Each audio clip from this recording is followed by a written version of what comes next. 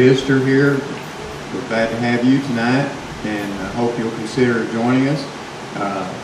We're very honored to have Mr. J.R. Walters with us tonight, Justice of the Peace for Saline County, and a big supporter of Saline County History and Heritage Society. We appreciate him and his wife attending tonight. And this program tonight is, I'm going to let Shirley tell you what's about. But we're very pleased. Shirley's worked real hard on this, and let's give her a round of welcome, and we'll turn the program over to her.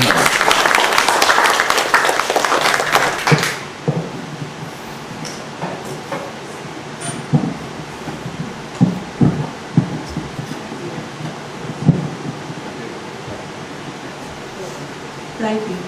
Is that okay now? I appreciate each one of you coming out this hot evening. You deserve a star in your crown, I'll tell you for sure. Terry Burris will be assisting me, so when I pause for a little bit, I will give him a chance to jump in and maybe explain something else, okay? First off, I will remind you all that Pleasant Hill Methodist Church in Yellow will celebrate its 136th anniversary during its annual homecoming, Sunday, July the 17th. It was explained that the services will begin at 10 a.m. with Sunday school.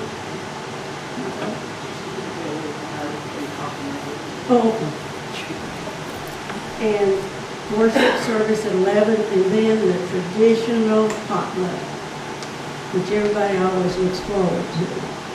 And Reverend Alicia Lassian is the current pastor. Seeing the map, way up in the corner, you can see where the church is located.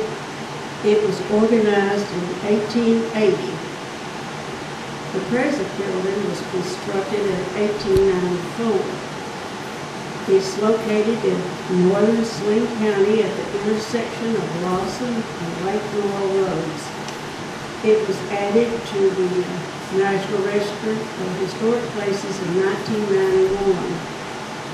Terry's got all the data on that.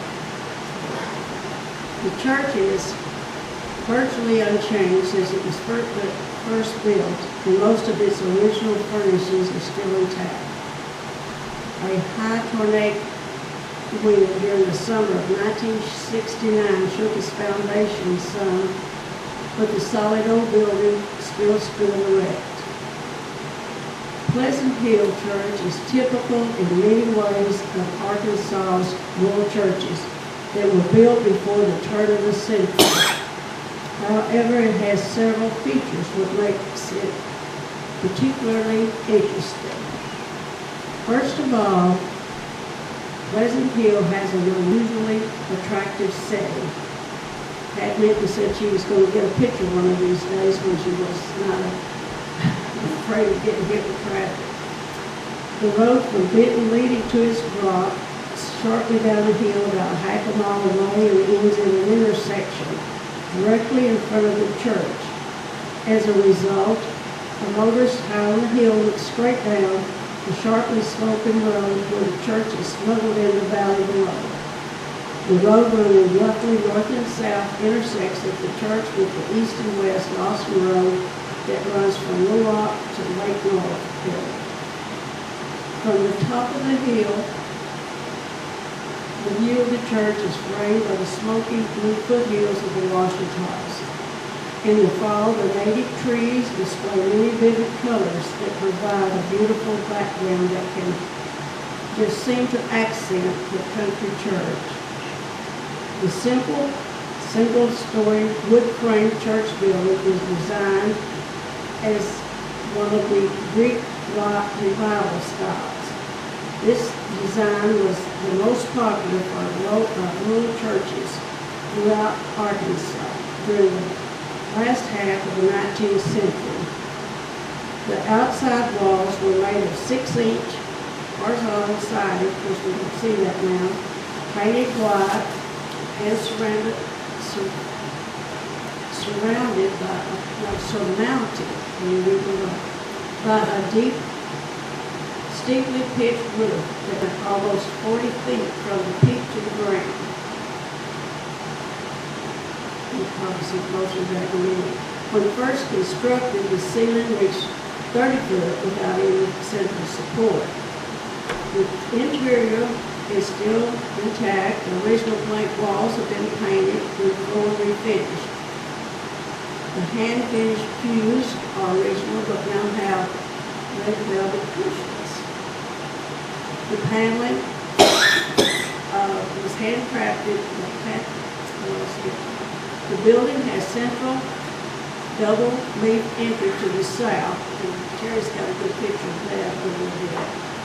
The original handcrafted panel doors have been replaced with metal for security reasons.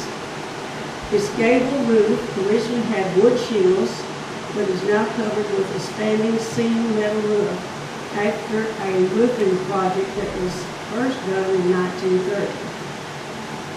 Other alternatives have included the removal of the original central flue that beneath the wood stove, which was replaced with two butane stoves in recent years.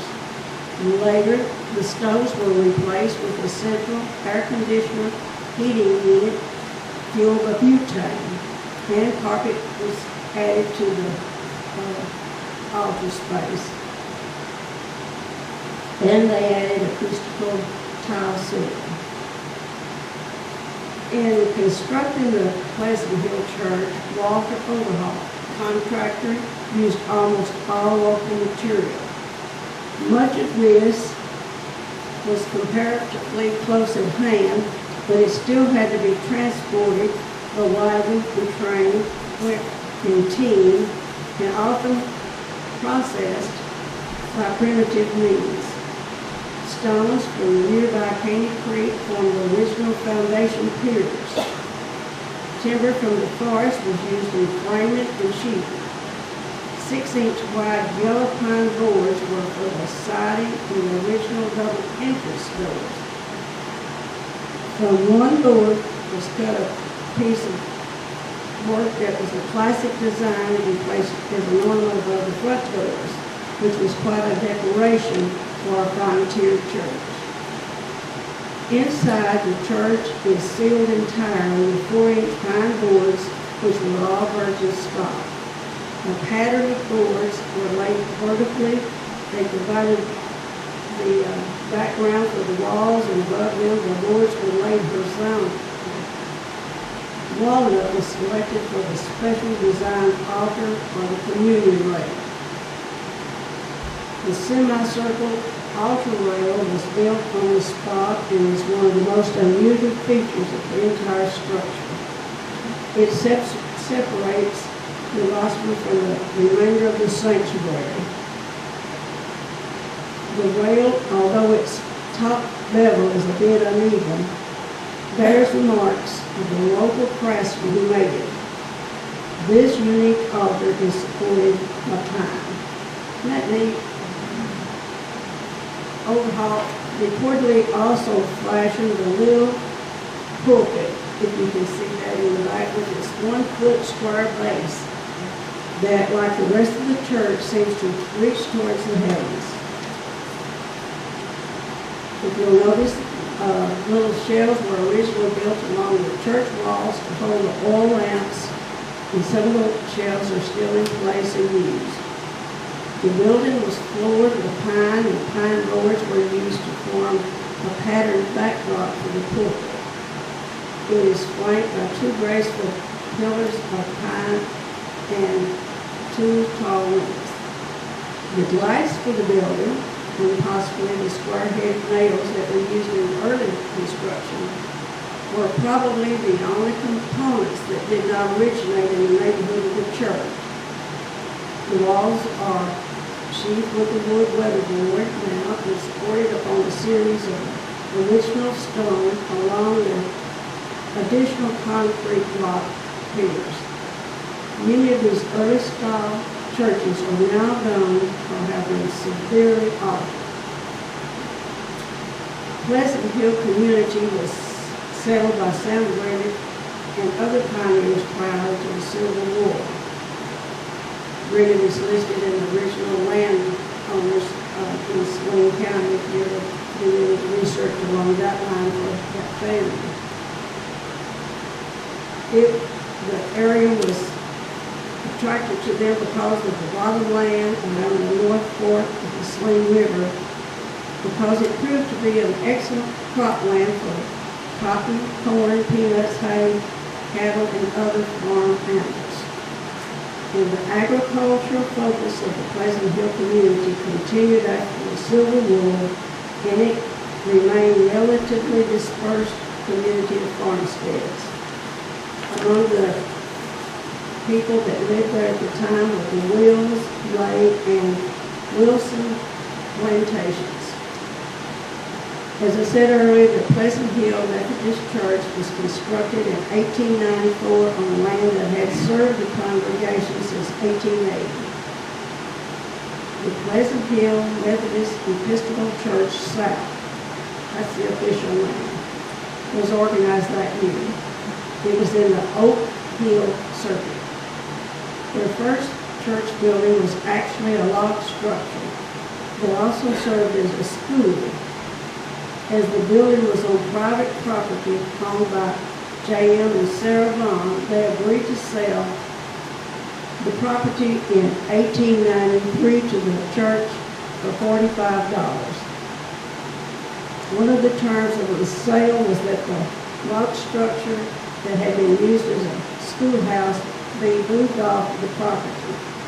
And it was just a few feet away, wasn't it? And a new building was constructed. And the deed was executed on February the 26th, 1894. And that was proving that the school had been moved. And W.M. Mitchell, L.G. Granite, J.T. Granite were the trustees. And that's recorded, and we have a copy of the deed if anyone ever wants to read it. It's kind of interesting. Little information on the overall contractor is available, except that he was obviously a competent partner.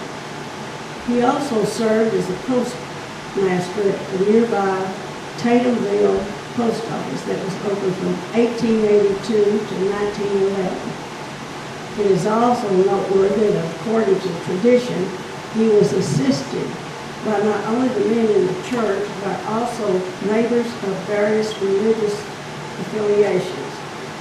Although the Pleasant Hill Church was affiliated with the Methodist Episcopal Church South, the construction of the building was essentially a community project, with people who professed other religions taking part.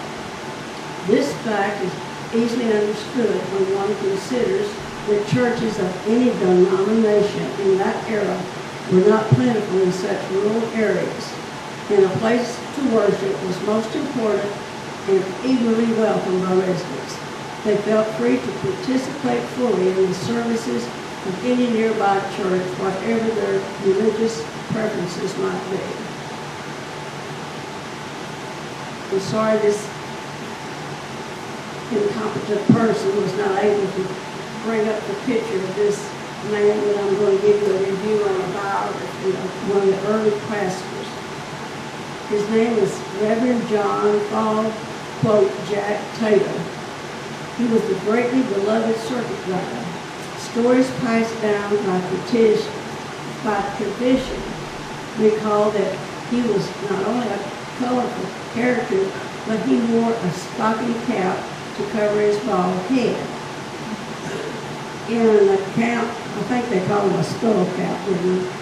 Something like that. Anyway, in an account compiled through 1959, Taylor was remembered by Frances Short. She confirmed the fact that Uncle Jack's wife, the former Lydia Dean Garrett Smith, made him the black skull cap that had to be used, using up 4 skeins of thread to keep his head warm. Mrs. Bill Lindsay recalled that whenever he would visit her parents, that included 11 children, He would get all of them down on their knees and pray before they went to bed, which was quite an involvement when you can picture 11 children, all ages, then listening to the scripture and then pray. The late Pat Donahue summarized Uncle Jack was highly regarded by the church members as he often stayed many nights in their homes. He was a welcome guest at the farms along his circuit, and the tales told about him are still remembered. Uncle Jack rode circuit in northern Saline County from before the turn of the century until World War II. He traveled by foot, horseback. In fact, one of his horses was named Charles Wesley. And the other one that pulled his buggy was Trixie. Or he traveled by other people's automobiles and by trains. He carried in his pocket the schedules of several of the railroads. John G. Lonsdale, the prominent banker and railroad executive, was one of his close friends. And we know where that line runs through Saline County. However, Ruby Gordy pointed out that he would not ride on a train on Sunday because it made people work. And his favorite song, one of his favorite songs was, "Life is like a mountain railroad."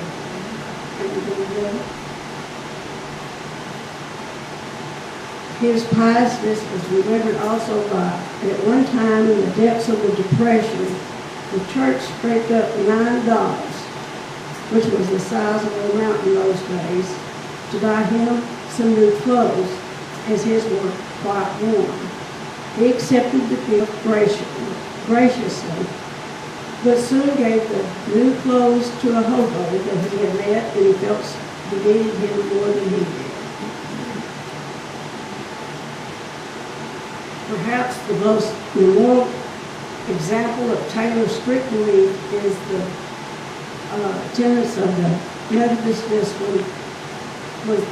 when Hendricks College, the Methodist school, decided to, oh boy, I've lost the page. You got page 5, Steve? Decided to let the students dance. Uncle Jack, for one of the few times in his life, was moved to wrath. Holy wrath, people said. He reportedly spent many nights praying all night long about the crises in his hostess and would find his bed untouched in the morning. Finally, he declared that if Hendricks College persisted, he was going to be like Elijah in the Bible. He was going to pray for a tornado or some calamity to destroy the college. Dr. Hugh Reynolds, who was president of Hendricks at the time, knowing full well the saintliness of Brother Taylor, believed that he might well receive that for which he prayed, and he personally appealed to him to cease that prayer, that the children, the youth, did need to have some form of exercise in the dancing, which we Baptists used to call it play parties. The Pleasant Hill housewives often told that Uncle Jack was temperate in his appetite.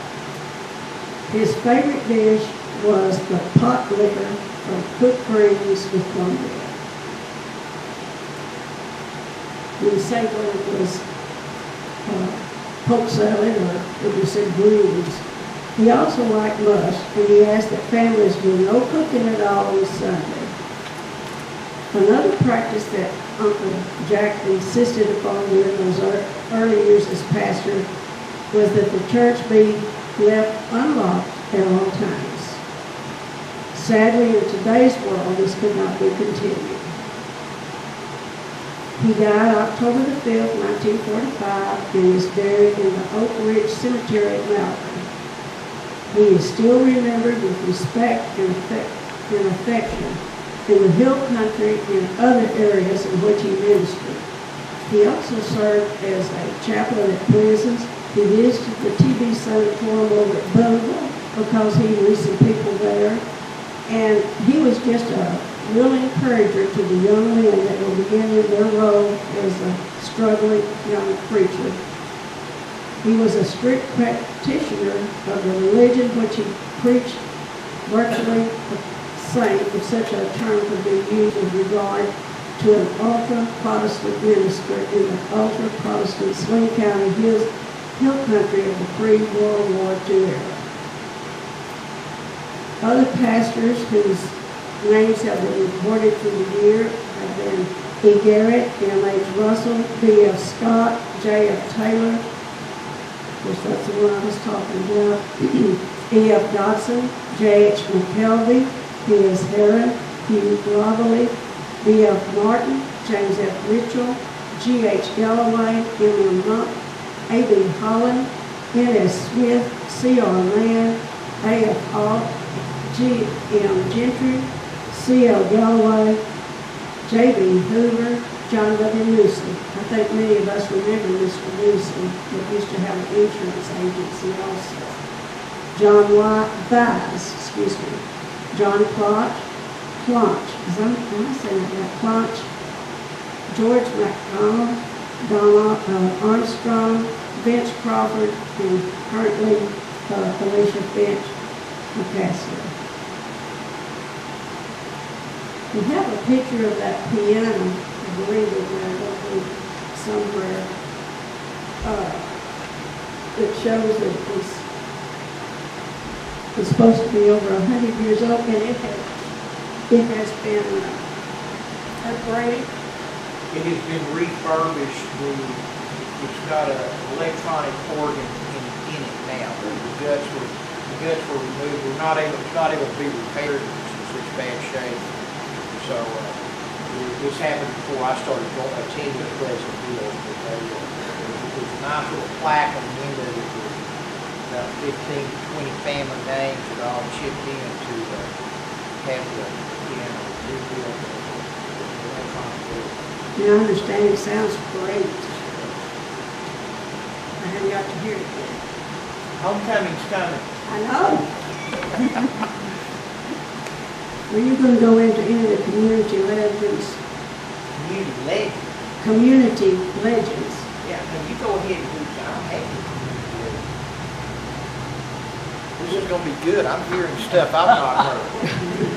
You're very kind. One involves the church, school, law building, and dates back to the days right after the Civil War. One night the Ku Klux Klan raided a meeting of carpetbaggers, ex-slaves, and bushwhackers that were inside. The shooting broke out, and what resulted in, quote, maybe someone did get killed if they didn't report it to the sheriff's office, but if they were killed, the bodies were taken up on top of the hill in front of the church and buried. We're not going to investigate that to see, but we know the incident did end as carpetbag activities in that part of the county. In various early days, the church held many revival meetings, a time when people would come in wagons and buggies for several miles from surrounding areas to attend. An amusing story is told about a father who had 7 daughters, and he wanted to discourage the young men in the area that might have Portland on their minds. And when it came time to go to church, he made his daughters ride in the back of his wagon. Apparently, he was never aware that often on twilight evenings, some of his daughters would slip off the wagon and walk on the last mile to church with their boyfriends.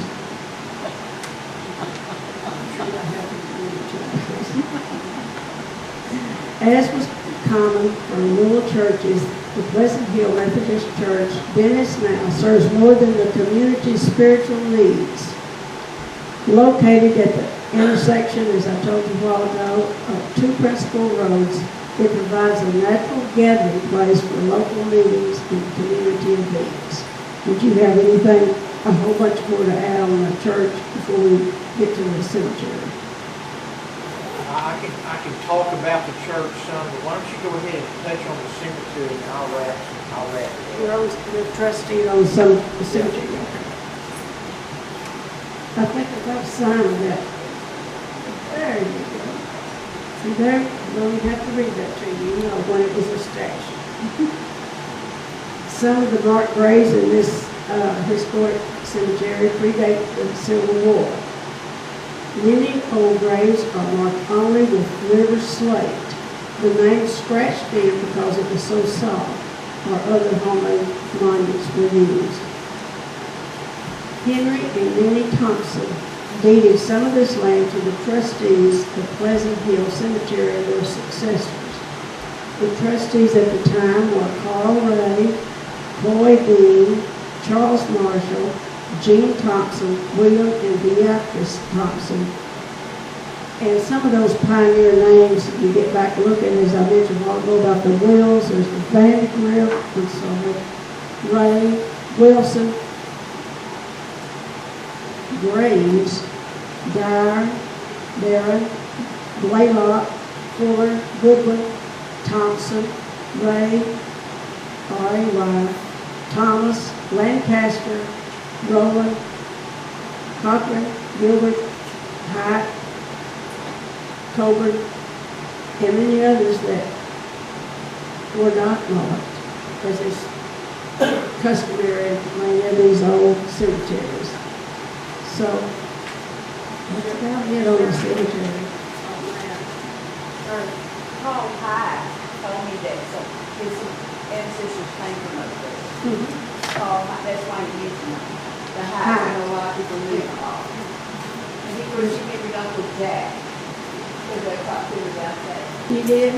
Yeah, and he would also appear like at some of these camp meetings, Uncle Jack, like maybe in Salem, different places, he was well known.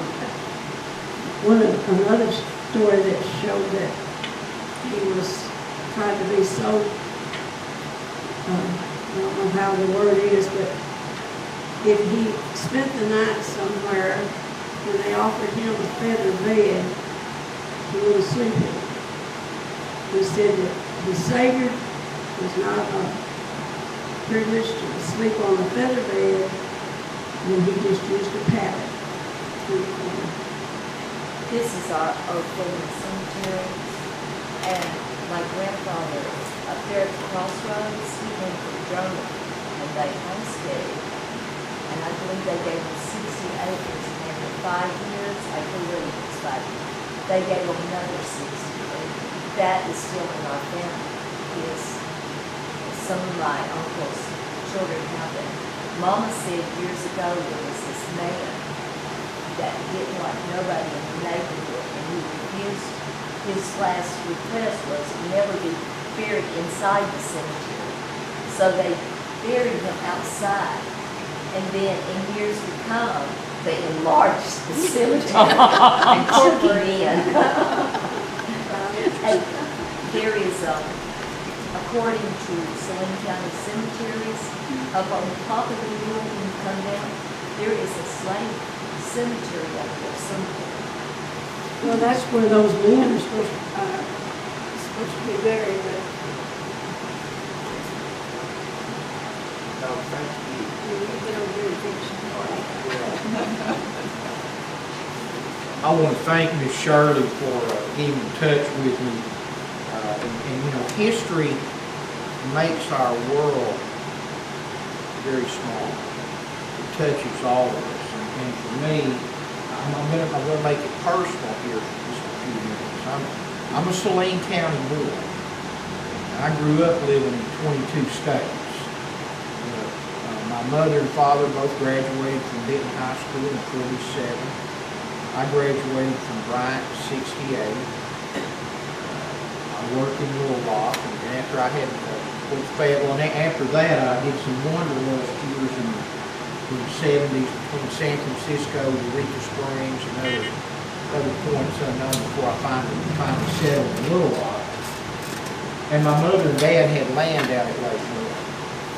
And my father died in 2000, and I moved out there to be with my mother and help take care of her. She was a pelter. There's a lot of pelting plant in Saline County.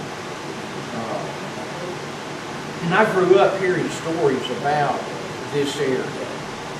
One thing I do know that was not mentioned, well, the copper kettles were mentioned, but I know my father and some of his friends had an old 32 Ford Roadster and took the rumble seat out and put a 55-gallon drum and then made back road runs to Hot Springs. It was a way to make a living. I'm also the Grimmets. I didn't think that should have been told in a church. That's the why. reason I didn't. It's okay. It's okay. The Grimmets are actually kin to me.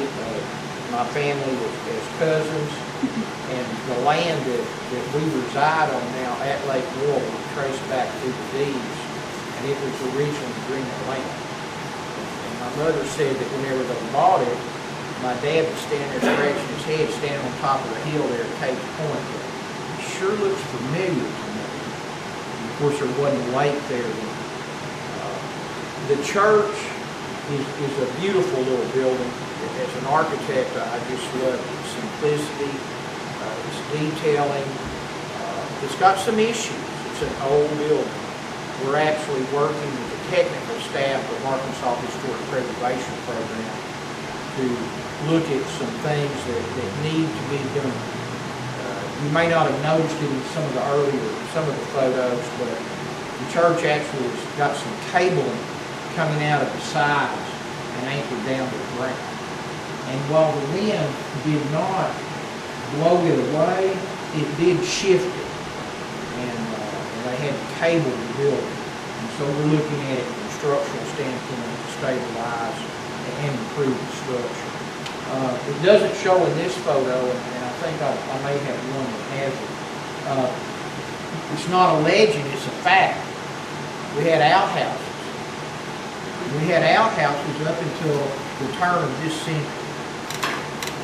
Early 2000s, they built a community fellowship hall next to the church, and that was the first time they had indoor plumbing. And in the winter months and in the evenings, men would escort the ladies to the outhouse and make sure everything was okay. Sunday mornings, you had to clear the outhouses out, so there weren't any critters in there. We actually tore, of course they were originally wood. They'd been replaced with a small block structure back in the 80s. And we actually tore that down a couple of years ago. The Cemetery Association has two cleanups, a spring cleanup and a fall cleanup. And we try to keep the cemetery maintained. We fenced it in. It's an active cemetery. There's still plots available. There's still people that will purchase plots and so. That's just one of the things. The church very much is about outreach, and while we do lock our doors now, they're also readily available. There are weddings and funerals in that church, people that don't attend that church. We can't wait till July 17th. We have potluck every third Sunday. Let me tell you, the ladies that live at Lake Moore, which I'm sure the same as the ladies I've seen sitting in this room, know how to do it. There's a testament. We have great meals. The front, I know I'm kind of rambling, but this topic really covered everything very well. That cross that you see to the right, that's out in front of the church, is in the back of the church. Setting at the edge of the property between the church and the cemetery. And it was relocated whenever we built the little front porch. The front porch allows, one, handicap access. It's got a ramp, and it allows you to come up in the rain. We don't have a paved parking lot. The parking lot is still grass and gravel. We were a small congregation. I've watched us grow over the last 7 to 8 years, though. When I started going there, the average Sunday attendance was in the 12 to 14 range. We're now averaging 28 to 32. And then that's just been a lot of growth in the community and a lot of outreach. The porch, you can't tell from the photos, you might be able to, because that's what it looked like before the porch. It was strictly a stoop, step up, and the detailing was there. The porch does not touch the building. That porch, while it appears to, was held off 1.5 inches off the existing structure. The building's on the National Register, so we cannot touch that building, make any significant change. So the porch is actually a 4-post freestanding. Yes, we've got handicap coming up the side there, and the little fellowship hall that was built that shows up on another potential photo. Part of it was. And those are the inside shots that we showed that actually enlarged. So we have a lot of the same material. Excuse me, the last photo. You can see part of the fellowship hall to the right. And that was a time getting indoor plumbing was a big deal for us. We still had the old well when we did it. Getting the Salem Water Association became even bigger. We put a little tie into that.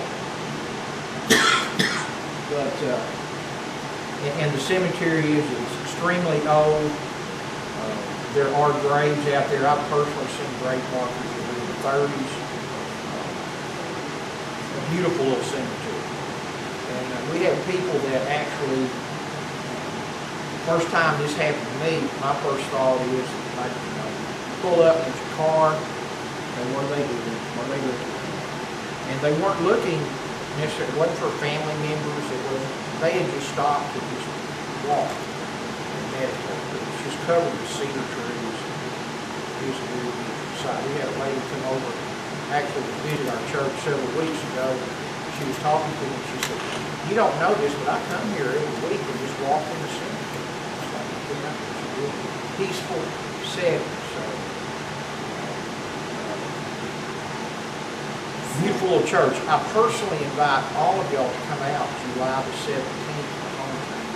Yes, ma'am. When I was looking at the church, I was looking for your baptismal font. She was looking for your baptismal font. We have just a small hand font for sprinkling. Is what we do. There never was if there was, we're not aware of it. So it's strictly we sprinkle at the church. So and it's an old, very old crystal bowl. I don't know the age of it.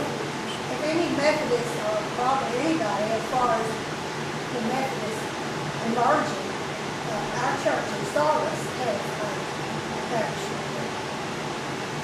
And a lot of churches come there and use it.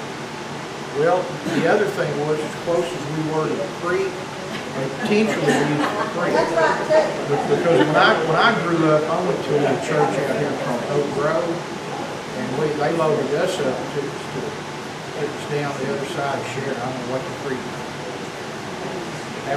That was really not uncommon. Make a day of it and go to the water source. But I'm appreciative of everyone turning out tonight. I had no idea what to expect. And that's too, I met this young lady in 1973, and she was doing some articles for the Courier then, and just had graduated from Fayetteville as part of the community process. So it's always, to me, it's just the world just continues in its revolutions to just keep bringing us around. back to the same place. I can remember, I don't remember what was in here. I grew up fishing and hunting at Saline River bottoms, and my grandfather on my dad's side, Carl Burris, never had an automobile, he walked it. I remember walking around town. Of course, I guess there was some Sterling's over there, and there was the Jingles, there was a little shoe repair store, a pool hall, you know. Yeah, she was next door. Yeah, the family shoe store. Yeah, this was part of their store. Does anybody have any questions? I appreciate what y'all are doing in preserving the history of Saline County, and gathering to further your knowledge of that. I'll have to stay private, but you do this once a month? Okay. You mentioned Taterville. Where is that? Well,